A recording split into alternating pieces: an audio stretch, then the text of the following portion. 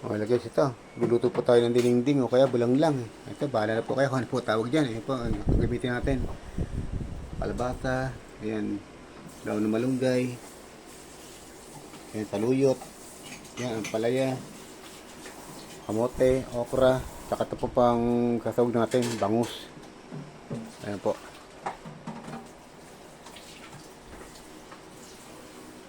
Lalagyan muna natin ng kamatis. Tsaka itong kamote. Ito.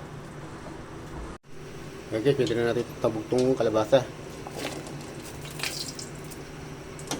Nalagyan po natin ng bagong na isda.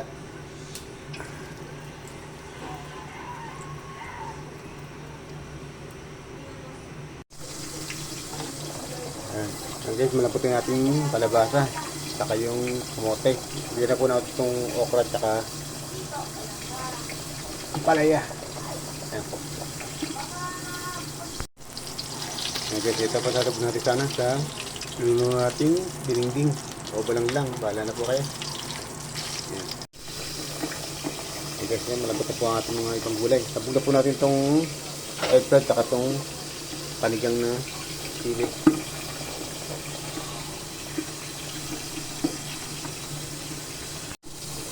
Okay, tabulog natin itong dahon ng malunggay.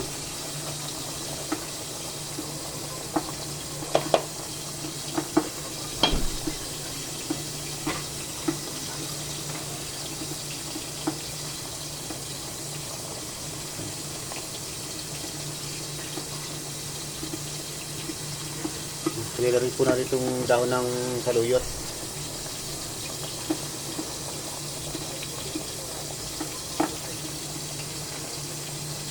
Ayan guys, lagyan muna natin ng mga seasoning. Meron na pong ano yan, bagong na dilis egg na isda. Ayan. Ayan, medyo malapot na po ang ating mga gulay. Pwede na po natin lagyan itong pritong bangus. Ayan po. Mamaya lang po, makakaluto na po tayo.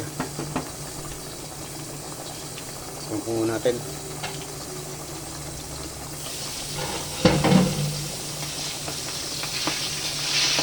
Sarap po. Ayan po, pwede na po tayong kumain. Salamat po. Thanks for watching.